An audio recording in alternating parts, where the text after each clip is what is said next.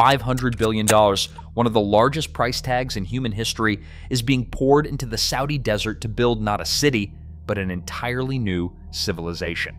NEOM isn't just about futuristic skylines, it's a high-stakes gamble on mirrored megastructures for 9 million residents, winter sports in a place hotter than Las Vegas, and floating AI-powered factories. This is Saudi Arabia's $500 billion projects just shock the world. If the promise holds, reality itself gets rewritten by 2030. But what does it really take to risk everything on projects so big, even scientists doubt they're possible? Stacking $500 billion on the table for a single development is almost without precedent. To put that in perspective, this is more than the GDP of countries like Norway or Singapore, and nearly double the cost of the International Space Station, the most expensive structure ever built by humanity. NEOM's planned footprint covers 26,500 square kilometers, an area about the size of Belgium or Massachusetts, carved out of the northwest corner of Saudi Arabia. This isn't just a city, it's an entirely new territory, larger than many sovereign nations, mapped onto a stretch of desert and mountains bordering the Red Sea. The sheer scale of the investment in land is staggering. $500 billion spread across a landscape that, until now, has been mostly untouched wilderness and tribal land. For comparison, even megacities like London or New York sprawl across less than half that area. Most major urban projects fight for a few square kilometers of expansion. NEOM claims an entire region. The financial gamble is matched only by the physical audacity, staking $500 billion on transforming a blank canvas into a living, breathing civilization. Every dollar and every square meter is a bet that the world's most ambitious blueprint can become reality, not just a futuristic fantasy. The next challenge, turning this vast expanse and bottomless budget into something that actually works from the ground up. From the moment NEOM was announced in 2017, its ambition stretched far beyond building a city. The plan called for a semi-autonomous zone, an area with its own economic rules, legal system, and even a separate judicial framework, all designed to attract the brightest minds and boldest ideas from around the world.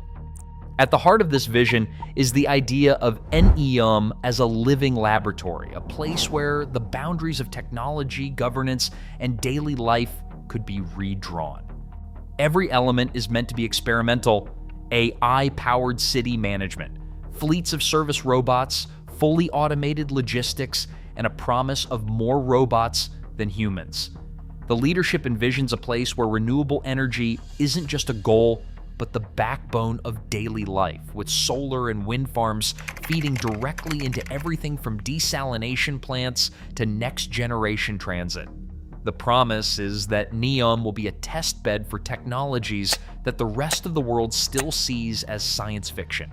This is the centerpiece of Saudi Vision 2030, a pivot away from oil, toward a future where the kingdom becomes a global hub for innovation, research, and green industry. The Crown Prince's message is clear. NEOM isn't just about infrastructure. It's about rewriting the rules for how cities and even nations can function. The next step is to translate these ideas from glossy renderings and bold speeches into physical reality, starting with structures that defy what most engineers believe is possible. A city that isn't a city at all, but a single continuous line. This is the form that set the world reeling. The line stretches for 170 kilometers, slicing through desert and mountain in a perfectly straight shot.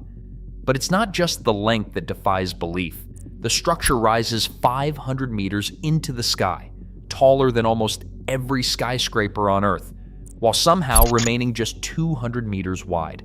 Imagine a corridor as tall as the Empire State Building, but barely wider than a couple of city blocks, running farther than the distance from London to Birmingham. This isn't an artist's fantasy. The design calls for two parallel walls of steel and glass, enclosing a vertical city within, a double-sided megastructure mirrored from end to end. The mirrored facade is more than a stylistic choice. Engineers and architects claim it will reflect the harsh desert sun, blending the city with its surroundings and reducing the visual impact on the landscape. In theory, the glass skin will help regulate temperature, bouncing back heat and light while letting in just enough for the interior gardens and walkways.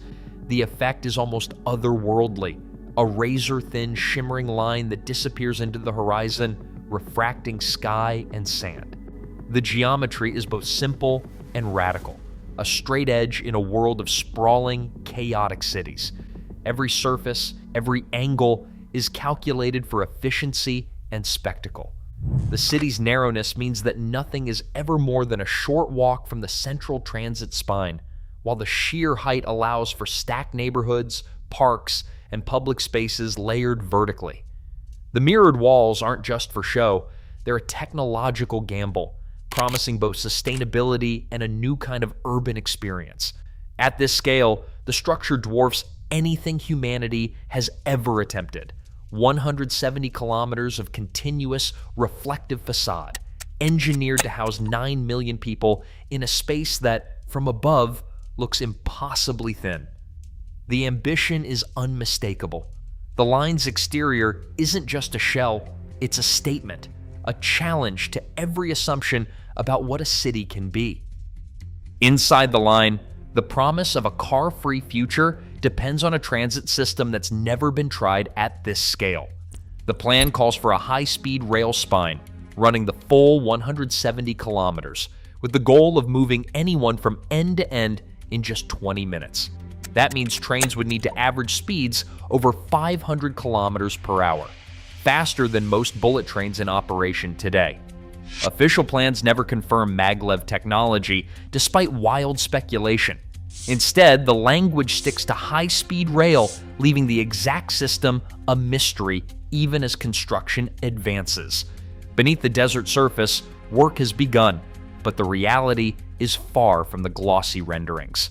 So far, only a 2.4-kilometer pilot stretch has been built, less than 2% of the total length. Satellite images show excavation and the beginnings of foundational work, but there's no sign of a continuous megastructure. The pace lags well behind the vision, and even this initial segment is a testbed for problems no city has faced before. The physical demands are staggering. Industry rumors claim the line could require up to 20% of the world's annual steel production, but no credible engineering report confirms it. What is clear, the mirrored facade and towering walls will need more steel and glass than any project in history. Sourcing, transporting, and assembling these materials in a remote desert pushes logistics to the brink. Every shipment must be planned with military precision, and global supply chains stretched thin. At the center of these efforts is Nadmi Al-Nasser, NEOM's CEO and a veteran of Saudi Aramco. Known for his perfectionism, he runs the project with relentless drive, demanding results, pushing contractors to the edge, and clashing with foreign consultants over costs and deadlines. Leaked emails reveal frustration with slow progress and a willingness to override objections in pursuit of the Crown Prince's vision. The challenge for Al-Nasser and his team is simple to state but almost impossible to deliver. Take a science fiction blueprint and turn it into a functioning city 1 kilometer at a time. Trina's promise of outdoor skiing in a land where summer temperatures soar to 48 degrees Celsius sounds like something out of a science fiction novel. The site sits between 1,500 and 2,600 meters above sea level, high enough for cooler air, but nowhere near cold enough for natural snow to last. Engineers are betting on a vast microclimate system, blending high-altitude cooling with relentless artificial snowmaking. The numbers are staggering. Keeping slopes covered could require over 1 million liters of water every single day. All of it desalinated from the Red Sea and pumped more than 1,000 meters uphill. Specialized snow guns and cooling towers will have to run constantly, even when the mountain air feels more like a summer afternoon than a winter morning. Every flake on Trojena's pistes will be manufactured, not fallen. The snowmaking tech isn't just scaled up, It's being reinvented for a place where humidity is low, the sun is brutal, and water is precious. Inoa, NEO's energy arm, claims that renewable power will drive the entire system, but detailed plans remain under wraps. The logistical challenge is immense. Water must be piped, pressurized, and chilled before it's blasted out as snow, all while keeping energy use within the bounds of green promises. Skeptics, from climate scientists to Olympic officials, have raised eyebrows. No other ski resort on Earth faces the same combination of altitude, aridity, and heat. The ambition is clear, but so are the doubts. Can a mountain in the Saudi desert truly become a winter sports haven, or is this a white elephant in the making? The answer hinges on technology that's never been tested at this scale, in these conditions. Delivering snow in the Saudi desert isn't just about cooling the air or blanketing a slope, it's about moving water, and lots of it, against gravity and time. Trahaina's ski runs will depend on a pipeline stretching over 200 kilometers from the Red Sea, climbing more than 1,000 vertical meters to reach the mountain resort. Every day, hundreds of thousands, sometimes millions of liters must be desalinated, pumped, and pressurized before they're even cold enough to become snow. The sheer energy required to push water uphill at this scale is staggering, demanding round-the-clock power and flawless engineering, all under the banner of 100% renewable energy. But the clock is ticking. The Asian Winter Games are scheduled for 2029, and delays are already stacking up. Construction setbacks, supply chain snags, and the brutal realities of building in remote mountains have raised alarms far beyond Saudi Arabia.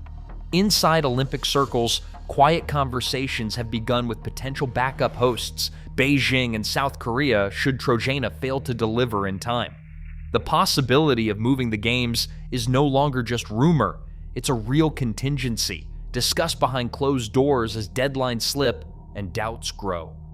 The burden is clear. Every day lost to engineering challenges or logistical bottlenecks puts the world's most ambitious winter sports experiment at risk. The pipeline isn't just a feat of infrastructure, it's a lifeline, and the 2029 games hang on whether water can flow fast enough, high enough, and reliably enough to make winter happen in the heart of the desert. Out in the Red Sea, 7 kilometers from the nearest shore, an octagon of steel and concrete is rising above the waves. This is Oxagon, billed as the world's largest floating structure and the industrial heart of NEOM. The plan is as radical as it sounds. A city built on modular platforms, each one engineered to dock, detach, and expand as needed. Instead of traditional factory districts, Oxagon is designed as a living supply chain, where goods flow seamlessly from ship to factory to distribution, all without a single diesel truck or smokestack in sight. Automation is everywhere. The blueprint calls for fully autonomous logistics, with AI-powered cranes unloading cargo, robotic forklifts moving containers, and fleets of driverless electric vehicles shuttling materials between production lines. Every warehouse, every assembly hall is wired into a central nervous system that tracks, predicts, and optimizes the flow of parts and products in real time. The ambition is to cut waste, slash downtime, and deliver a level of industrial efficiency that's never been achieved at this scale. Oxagon spans 7 kilometers, large enough to fit multiple ports, research labs, and manufacturing hubs within its geometric arms. The city's octagonal shape isn't just for show. It's designed to withstand the Red Sea's currents while maximizing dock space and minimizing the environmental footprint on fragile coral reefs. The modules themselves are built to float, allowing the city to grow or reconfigure as demand shifts, a first for any industrial complex of this size. Factories here are not just automated, but interconnected. AI systems manage everything from raw material intake to finished product export, promising to eliminate bottlenecks and human error. The entire operation is powered by renewable energy, with solar arrays and wind turbines feeding electricity directly into the grid. The vision is bold. Oxagon is a prototype for green manufacturing, where pollution, congestion, and inefficiency are engineered out from day one. For Saudi Arabia, this isn't just about building factories, it's about reinventing what an industrial city can be and setting a new global standard for the 21st century. Syndala's 2024 debut was meant to announce NEOM's arrival, a spectacle of wealth on the Red Sea. The island now features underwater dining, a super yacht marina, and plans for submarine tours, all aimed at the world's elite. But beneath the surface, the cost has soared. Syndala's final price tag tripled original projections, with delays pushing the opening 3 years late. Every rial came from the Public Investment Fund, Saudi Arabia's oil-backed financial engine. Global investors hesitated, wary of spiraling expenses and missed deadlines. The human toll is harder to gloss over. The Hawattat tribe, rooted in this land for generations, faced forced eviction. In April 2020, Abdul Rahim al-Huwaiti, who spoke out against the removals, was killed by Saudi security forces during a raid. Amnesty International and Human Rights Watch called for independent investigations. The government claimed he resisted arrest, but al-Huwaiti's own video messages, recorded before his death, spoke of fear and defiance, warning the world of what was coming. Up to 20,000 Hawattat may be displaced. Some tribe members have received death sentences for protesting or posting online. These stories rarely appear in NEOM's marketing, but they are now woven into its legacy. Construction relies on migrant workers from Bangladesh, the Philippines, and beyond. Official statements promise world-class conditions, yet leaked videos reveal crowded trailers, delayed wages, and dangerous sites.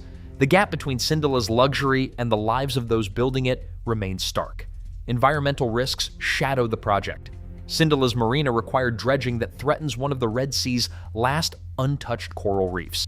NEOM's own marine scientists have warned of lasting damage, even as public statements claim 100% renewable operations.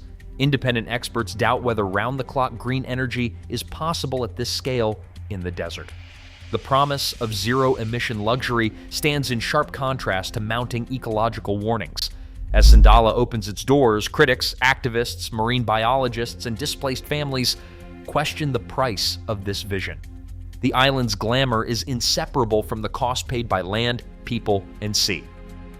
When Saudi Arabia unveiled NEOM in 2017, the $500 billion price tag and 26,500 square kilometer footprint stunned the world.